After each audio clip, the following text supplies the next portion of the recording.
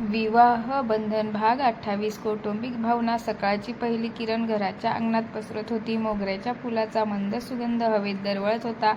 अनया देवघरात दिवा लावत होती. घरात हात जोडून डोळे मिटतात तिच्या मनात अनेक भावना दाटून आल्या होत्या. ती देवाला प्रार्थना करत होती. आज काहीतरी वेगळं वाटत होतं, पण शांत होतं. पण तरीही ती कुठेतरी हळवी लहर होती. मागच्या काही दिवसात घराचं बरंच काही बदललं होतं. आदित्य आणि अनयाचं नातं आता फक्त नवरा बायकोपुरतं मर्यादित राहिलं नव्हतं, तर ते पूर्ण कुटुंबाच्या भावनांशी घट्ट गुंफत गेलं होतं. देवघरातून बाहेर येताच तिला स्वयंपाकघरातून आवाज ऐकू आला. अनया, चहा ठेवतेस का गं? सासूबाईंचा प्रेमळ आवाज होता. अनया हलकेच हसली. हो आई, ठेवते ना. आई हा शब्द आता तिच्या ओठावर सहज यायला लागला होता. सुरुवातीला संकोच होता, पण आता तो शब्द उच्चारताना तिला आपलेपणाची ऊब वाटत होती, कारण आता सासूबाई छानच राहत होत्या.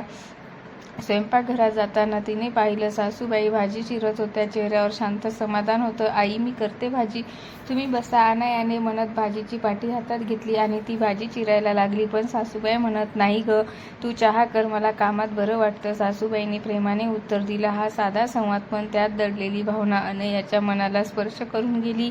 आदित्यची अस्वस्थता. दुसऱ्या बाजूला आदित्य अंगणात बसून वर्तमानपत्र वाचत होता, पण अक्षर त्याच्या डोळ्यासमोर थांबत नव्हती. मन कुठेतरी अडकून पडलं होतं. वडिलांची तब्येत गेल्या काही दिवसापासून बरी नव्हती. ते काही बोलत नव्हते, पण आदित्यला जाणवत होतं वडील आतून खूप विचार करत होते. आदित्यने वर्तमानपत्र बाजूला ठेवलं आणि हळूच वडिलाच्या खोलीकडे गेला. बाबा, हे रे. मंद आवाज आला. वडील खाटेवर बसले होते. डोळ्यात थोडा थकवा, पण चेहऱ्यावर नेहमीसारखी गंभीर थट्टा. कसं वाटते आता? आदित्यने विचारलं. ठीक आहे, वडिलांनी उत्तर दिलं, पण ते उत्तर अपुरं होतं. आदित्य खुर्ची ओढून त्यांच्या जवळ बसला. बाबा, तू काही मनात असेल तर बोला. वडील थोडा वेळ शांत राहिले, मग खोल श्वास घेत म्हणाले, आदित्य, कधी कधी वाटतं आपण आयुष्यभर कुटुंबासाठी धावतो, पण भावना व्यक्त करायलाच विसरतो.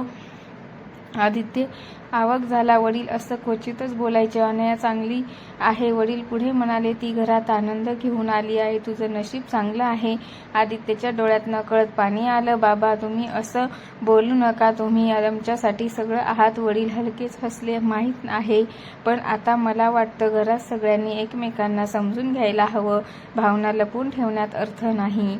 हा संवाद आदित्यच्या मनात खोलवर रुजून राहिला. अनयाची भावनिक ओढ. दुपारी अनया सासूबाईसोबत जुन्या फोटोचा अल्बम पाहत बसली होती. हा बघ, हा आदित्य लहान असताना. सासूबाईंनी फोटो दाखवत सांगितलं. फोटोत आदित्य हसत उभा होता, लहानसा, निरागस. अनयाच्या ओठावर हसू आलं. खूप गोड दिसतोयस. हो ना, सासूबाई म्हणाल्या. तेव्हा तो फार हट्टी होता. त्या आठवणी सांगताना सासूबाईचा आवाज हळवा झाला. मुलं मोठी होतात, स्वतःचं आयुष्य उभारतात, पण आईचं मन मात्र त्यांच्यात भोवती फिरत राहतं. अनयाने त्याच्या हातावर हात ठेवला. आई, आता तुम्ही एकट्या नाही आहात, मी आहे. त्या शब्दात खोटेपणा नव्हता. सासूबाईंच्या डोळ्यात पाणी तरळलं.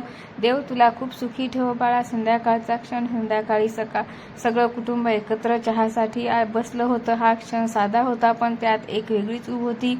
आदित्य अनयाकडे पाहत होता. तिच्या चेहऱ्यावर समाधान होतं. घरात मिसळताना, नाती जपत असताना ती अधिक खुलत चालली होती.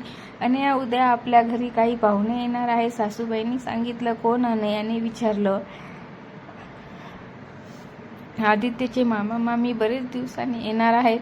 छानच, अनया म्हणाली. मी तयारी करेन. आदित्य हसला. त्याला जाणवलं अनया आता ह्या घराचा अविभाज्य भाग झाली होती. नवरा बायकोचा संवाद खात रात्री खोलीत आदित्य आणि अनया शांत बसले होते. खिडकीतून चांदण्यांचा प्रकाश आत येत होता.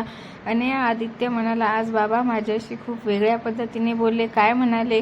अनयाने विचारलं. आदित्यने सगळा संवाद तिला सांगितला. अनया थोडा वेळ शांत राहिली, मग म्हणाली, आदित्य, आपल्याला आपल्या माणसाशी बोलायला हवं. प्रेम आहे, पण ते व्यक्त केलं नाही तर मनात साठत जातं. आदित्यने तिचा हात हातात घेतला. तू या घरात आपल्यानंतर सगळं बदलले नाही. अनया हलकेच हसत म्हणाली, मी नाही तर आपलं नातं बदल घडवते. तो क्षण दोघांसाठी खूप खास होता. शब्द कमी होते, पण भावना प्रचंड खोल होत्या. कुटुंबाचा एकत्रित निर्णय. पुढच्या दिवशी सकाळी कुटुंब एकत्र बसलं होतं. वडील स्वतःहून बोलायला सुरुवात केली. आपण सगळे एकत्र आहोत, हेच आपलं भाग्य आहे. ते म्हणाले, घर म्हणजे फक्त भिंती नसतात, भावना, समजूतदारपणा आणि प्रेम ह्यामुळेच घर बनतं. आदित्य, अनया, सासूबाई सगळ्यांच्या डोळ्यात असमाधान होतं. अनयाला वाटलं हेच तर तिला हवं होतं, एक कुटुंब जिथे भावना मोकळ्या आहेत. त्या रात्री अनया झोपताना विचार विचार करत होती. विवाह म्हणजे फक्त दोन व्यक्तीचं बंधन नसतं, तर दोन कुटुंबाच्या भावनांचं एकत्र येणं असतं. आदित्य तिच्या शेजारी शांत झोपला होता. तिने मनातच देवाला धन्यवाद दिले.